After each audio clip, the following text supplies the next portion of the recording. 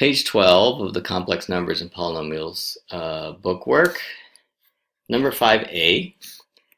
2z minus 3 is a factor of this cubic. Find a from the set of all real numbers and all zeros of the cubic. Okay, so this is a. And so if we know that 2z minus 3 is a factor of this, then what we could do is we could make a quadratic which multiplies times this and gives us this, right? Because like if we have 2z minus 3 multiplied times az squared plus bz plus c, and we multiply that together, we should be able to get 2z cubed minus z squared plus az minus 3, because we just said that 2z minus 3 is a factor of the cubic, right? So let's figure out what a is, and let's figure out what all the zeros are. Oh, just one thing. Let's change this a to something else, like d, because there's an a here and it's not the same as that a. Okay, so first I'm going to do a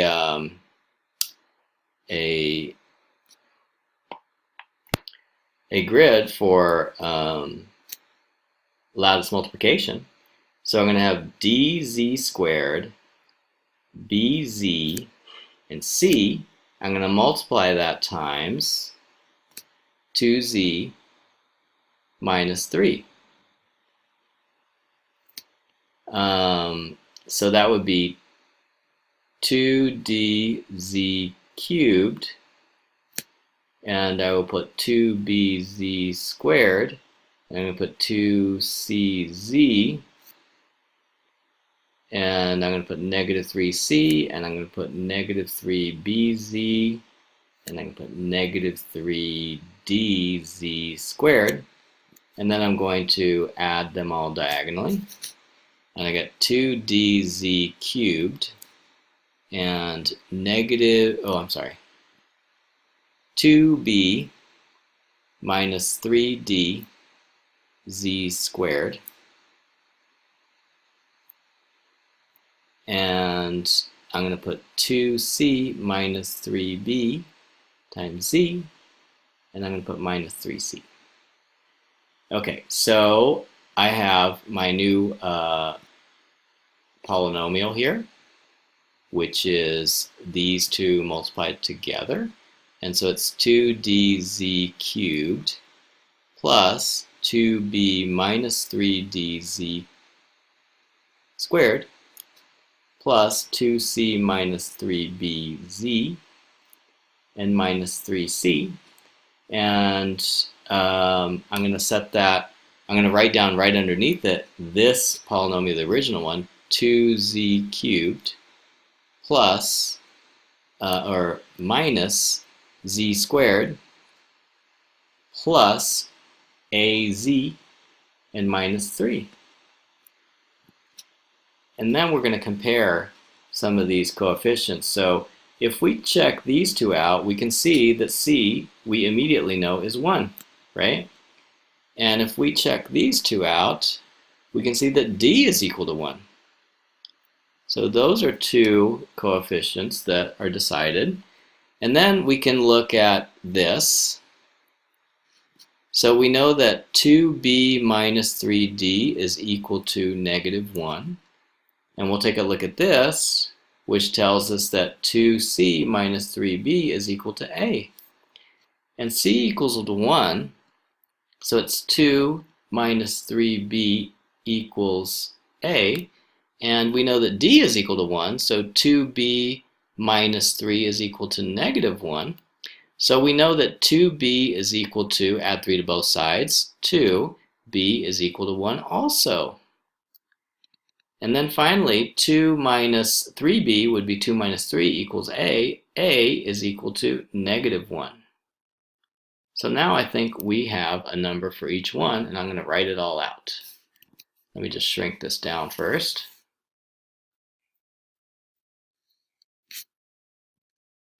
Oops, I accidentally took the parentheses off there. Okay, so a equals -1, b equals 1, c equals 1, and d equals 1. So it looks like this. This a is -1, and this quadratic here is actually z squared plus z and b is 1, and c is 1. Okay, z squared minus z plus 1. And now they want to know all the zeros of the cubic. Okay, so we know that a equals -1. That's the first thing they ask for. And now they say figure out what the zeros are. So basically we have a quadratic, which we can solve with quadratic formula. So we'll put z equals -b, which is -1, plus or minus the square root of b squared, which is 1, minus 4 times a times c, which is -4, divided by 2a, which is 2. So we have -1/2 plus or minus square root of 3i divided by 2. Okay, 6a. So 2x plus 1 and x minus 2 are factors of this polynomial here. Find constants a and b and all zeros of p of x. Okay, so let's do this problem, except maybe let's be a little bit more clever than last time. I think that I can do some things to make this one go faster. So first of all, I know that if I multiply these two together plus multiply a quadratic times that, I will get this because they said that they're factors, right? So first thing I'm going to do is I'm going to multiply these two together to see what I get. So I'm going to get 2x squared plus 1x minus 4x, so minus 3x minus 2. So that's what I get when I multiply those two together. And I can multiply those times another quadratic and I'll get this, okay? But let's use our brains a little bit. If I multiply 2x squared times this, I'm going to get this highest order term to 2x to the fourth. So I already know what this term is. This term is going to be x squared, right? I know it's x squared because the x squared term here multiplies times 2x squared is going to be 2x to the fourth. No other terms contribute to the 2x to the fourth term. And same thing for -8. Only this term, -2, and the last term here are going to contribute to multiply together to get -8. So this second polynomial must have a +4 in the last position. So the only thing we really don't know is the second term. What is the second term? I'm not going to use b, of course, because they put b here. Oopsie. So I'm going to put A, B, C. I'm going to put C. Okay, and all right.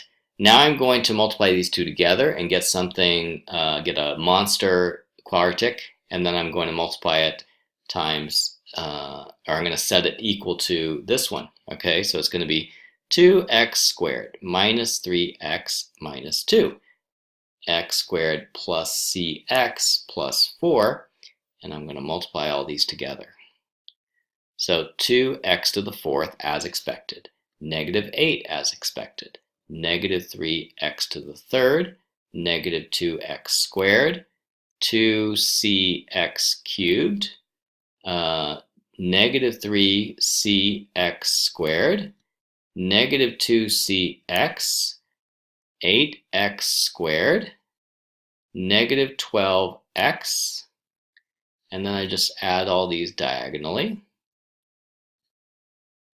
2x to the fourth, 2c minus 3x cubed,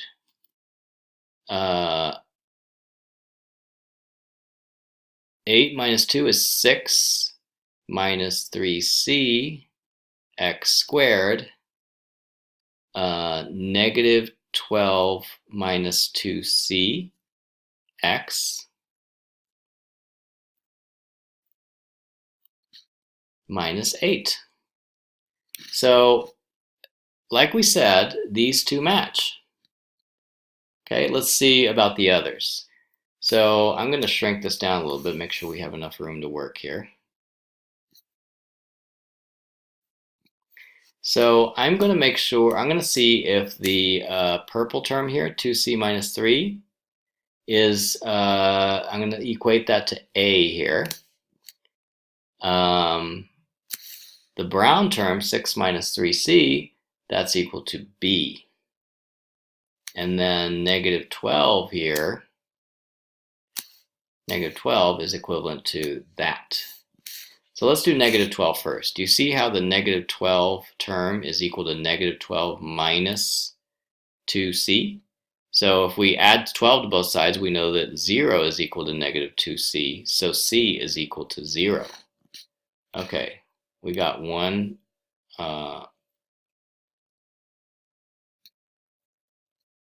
Ooh, we already know what c is. That's awesome. Okay, so let's try to see if we can figure out if that's consistent with everything else. So let's look at the x to the third term, and we see that 2c minus 3 is equal to a, and we know that c is equal to 0, so we know that a is equal to negative 3. That was the purple term. Now let's look at the brown term. 6 minus 3c equals b. We know that c equals 0, so that b equals 6. And finally, the blue term we already looked at. So now we know that b equals 6, we know that a equals negative 3, and we know that c equals 0. So we actually have all the variables that we were looking for, and now we just need to find all the zeros of the p of x. And we know that 2 of the zeros are from here. So like, for example, one of the zeros would be x equals 2. Another 0 would be x equals negative 1/2, because those are the ones from these two factors, right? And then last of all, we'll get a factor out of this. Okay, 0x plus 4, so that's equal to x squared plus 4. If we factor this, we'll get x minus 2i and x plus 2i. And so basically our x's from here are 2i and negative 2i. So we got these two zeros and we got these two zeros.